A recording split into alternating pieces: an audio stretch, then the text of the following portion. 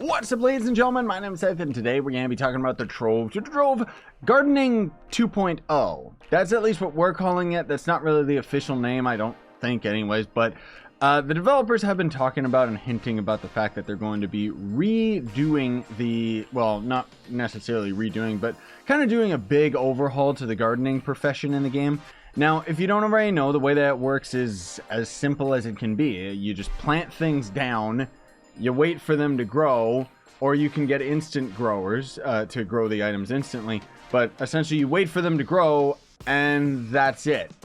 Then you harvest them. So you need you gotta use sponges to get water so that you can get the poop and unripe compost, so on and so forth for a lot of these other things that require like plasma and, you know, all these other further plants and junk like that, right? But all you really do for the gardening is you're getting either to this mount just for the sake of mastery, or you're trying to get the sponges so that you can end up putting these resources into your clubs or your builds and stuff like that, as well as just, you know, trying to get your hands on seed feed.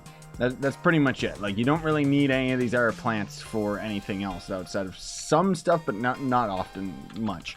Now, one of the things that we're all kind of really worried about with the Gardening 2.0 that they're doing is, you know, the devs can't help themselves. Whatever CEO or whatever person in charge there is making all the decisions.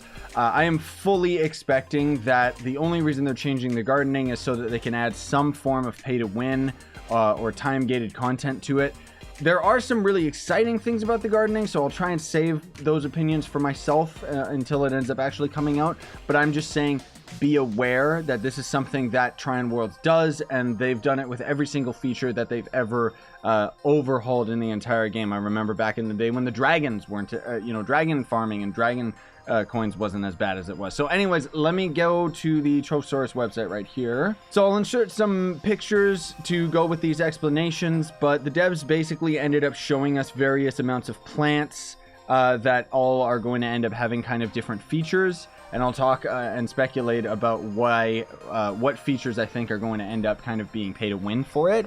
But right here we see Ally Holmes. Now you can see the first tier is the one on the left. The middle tier is it growing or fully grown possibly. And then the rightmost is the ally itself. Now they said that this is going to attract new allies that can roam around in your club world and stuff like that. So I'm not exactly sure if these are plants that inherently give you a new ally type once you end up harvesting the plant. I would assume that that's what's going on here, because, you know, what would be the point in placing these down if we weren't just getting like a new ally? So out of all of them, I like the bee, I like the little snail, I don't really care for whatever the dragonfly weird bee thing is up at the top, and I don't care for the weird gardening character down at the bottom.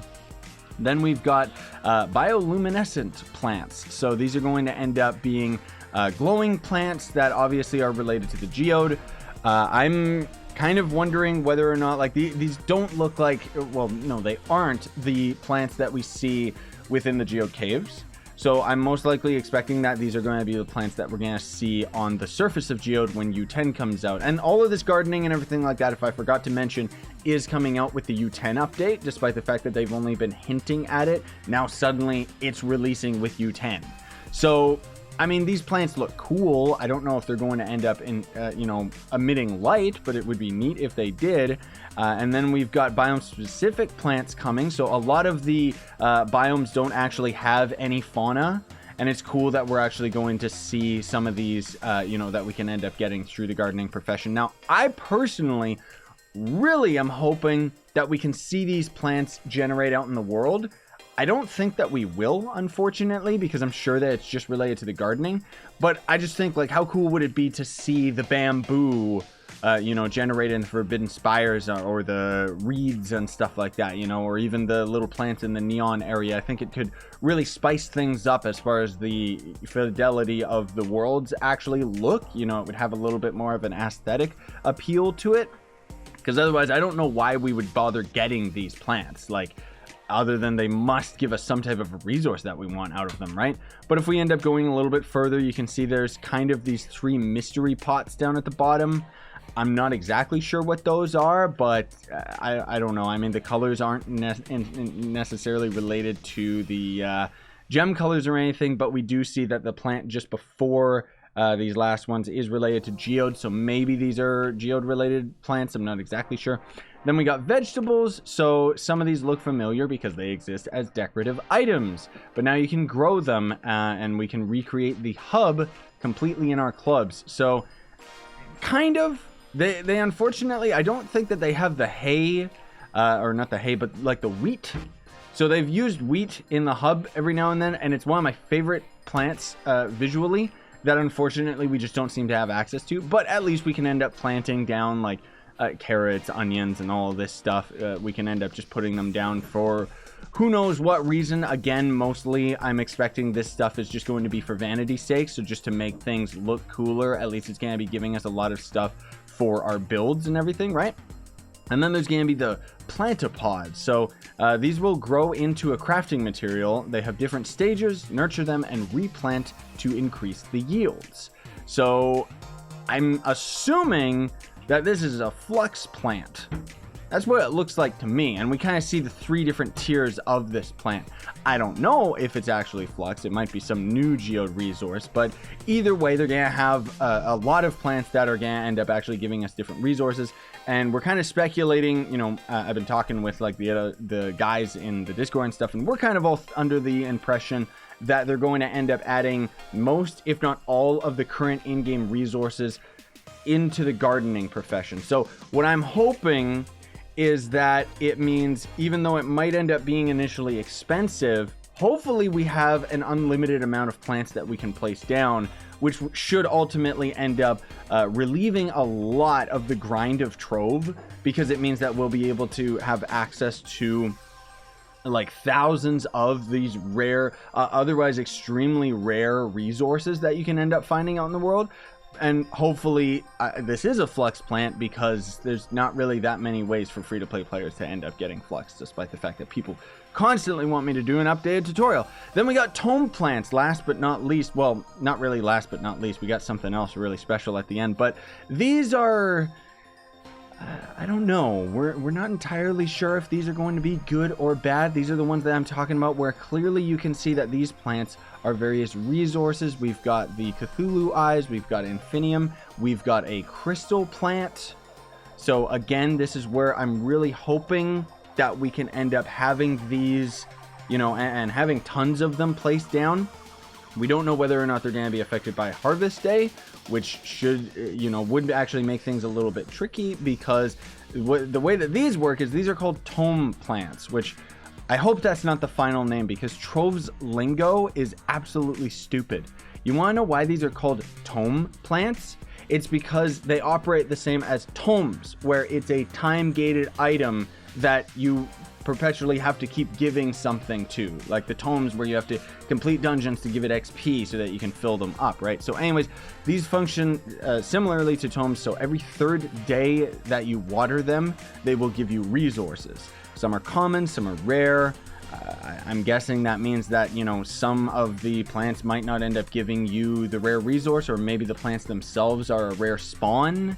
Not sure, but missing a day will not kill the flowers, but it will give you, you know, the rewards a day later. Now, this is where I get worried that if this is going to be affected by Harvest Day, it means that you're going to want to time it so that the 3rd day of watering is always going to be on Harvest Day, which essentially means that you're going to have to skip 1 day of the week of actually watering these things, which isn't inherently a bad thing, but would it end up being better overall? You know, we'll see what happens, and time will tell with that. But we see also another rare resource, Golden Souls. You know, tentacles is something that's a little bit difficult for starting players to get, so cool that we actually have access to it. And then we've got some interesting new looking resources. I'm guessing these are related to U10, so I have no idea what the top one is. It looks like something related to Shadow Towers, but it could end up being related to Undertow and the phase 3 of the Geode. So the Geode is going to have their own Titan bosses. And then just, I'm speculating that just because these other 2 plants do look kind of Geode themed, something that we might most likely see on the surface.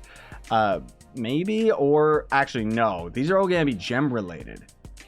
Ah, I've got it. So that means that I'm betting you anything, this first plant right here That's going to be Binding Darkness, because the devs have acknowledged the fact that people are constantly complaining about how Binding Darkness is so difficult to get. They have said they're working on methods of making it easier. I guess they're just making it through gardening. Next is the Pearl of Wisdom. You can see based on the picture of the pot itself. And then for some reason, 4-leaf clovers, like the Lut clovers that you end up using for leveling up your gems? What? That's kind of weird. And then, this is where things get a little bit weird, guys, because clearly these last three plants are related to the gems, because it's the 3 different elemental gems, but we're not seeing one related to the new gem type, which makes me worried that the new gems in general might not operate like the devs have said that the new gems are going to operate the same as all the other gems in the game. But it would be strange that they don't. I mean, it could just be that they didn't show us all of these.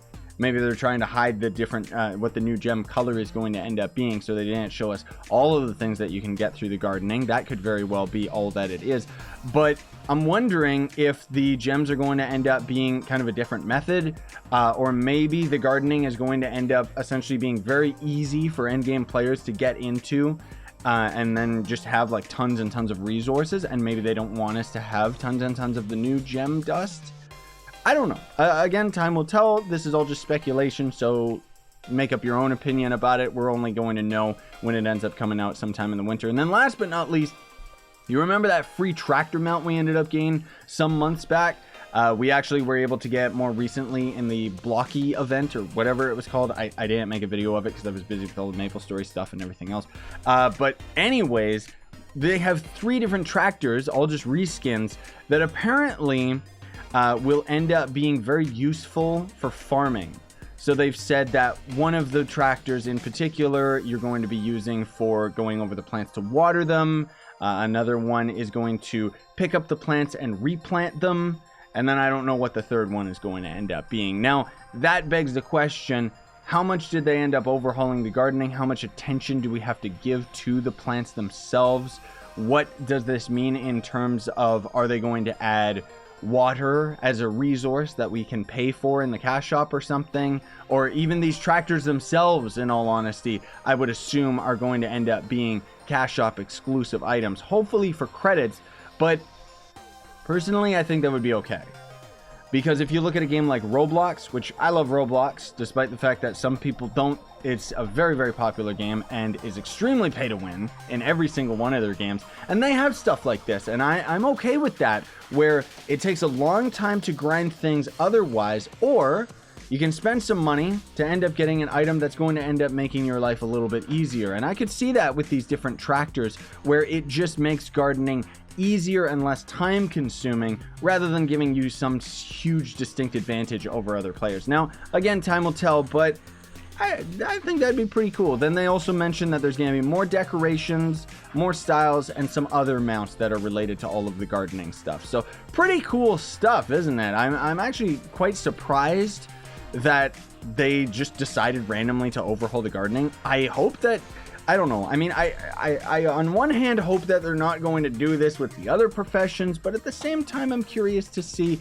if they would, what they would end up doing with it. But I am still worried that they're going to end up somehow making the system itself a little bit more pay to win, because they can't help themselves. Every opportunity that they can, they're going to have some means of actually having players spend money. So they might even go all out. I could be dead wrong, and maybe never mind the tractors, maybe the very resource itself for gardening is going to end up being in the cash shop. I don't know, but I'm hopeful that they're not going to make it too pay to win, because we already know that the new gems coming out, the new gear coming out, everything to do with U10 is probably going to end up being very, very pay to win, with a lot of the new items or resources or some type of new loot box. They're going to have something that's added to the cash shop that is going to end up being very, very pay to win for the U10 update. And I wouldn't expect them to put much emphasis on gardening when you know, everything else is going to be about U10. Like, nobody's gonna care about the gardening when U10 comes out. It's gonna be an afterthought. It's gonna be something that we'll talk about and mess around with a little bit later. But either way, I do still think it's cool. Let me know what you guys and gals think. Let me know your speculations of what you think all those plants are, or what you think that they're going to end up being used for, or how the gardening is going to end up working, because as far as I'm concerned, it already works fine. The fact that you have to water plants makes me wonder, though, whether or not, like, are we gonna have to log in specifically, you know, during certain times of the day? Is it gonna be a 24-hour period, or is it just gonna be on Trove's reset when we can end up watering these plants? I would hope it's just on reset, because that would be a lot easier to manage. Thanks for watching, though. Very much appreciate it. Don't forget to like, sub, hit that notification bell, and if you want to support me, you can always sponsor the YouTube channel by hitting that join button down below, buying some of my merch, or checking the link down below for Gawkbox, which is a way you can donate to me for absolutely free. Sign on and stay epic, everybody.